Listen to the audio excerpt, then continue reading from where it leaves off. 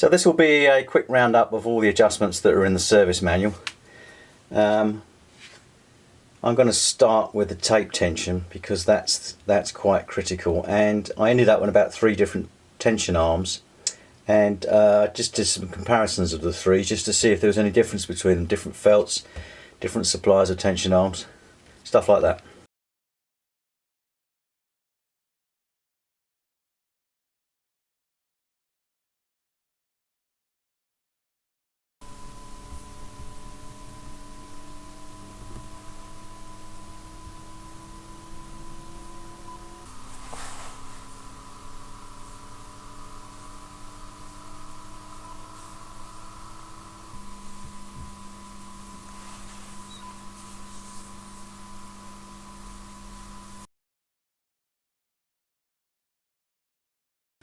I'm not going to go through every measurement that's in the service manual, but I just thought I'd mention a couple of key things. One of them is it keeps referencing dBm levels on the inputs, and that confused me for quite a while. So dBms, that's a power measurement.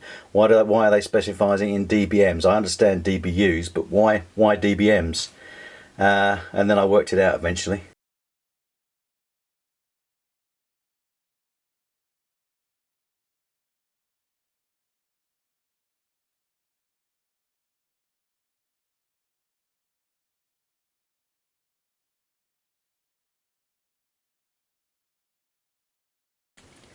Okay, the recording bias adjustment, I actually found that you're probably better off doing it, I found anyway, and rather than doing it at 1 kilohertz, if you do it at 8 kilohertz, you can optimize the high frequency response off the tape, which I think is a better way of doing it. They've got this graph in here and they tell you to turn it fully clockwise and then wind it back a bit. I found it was easier just to put in 8 kilohertz and optimize it for that. If you went any higher than 8 kilohertz, like 10 kilohertz, it just completely drops off because it just won't do it anymore.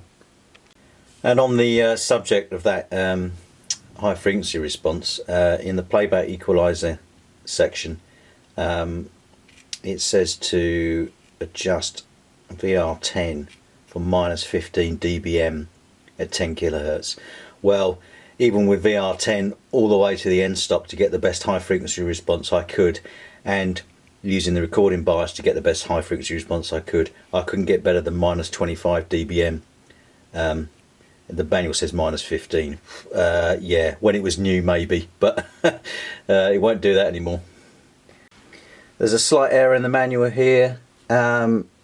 For the echo modes and playback heads, it should read VR6, then VR5, then VR4, then VR7.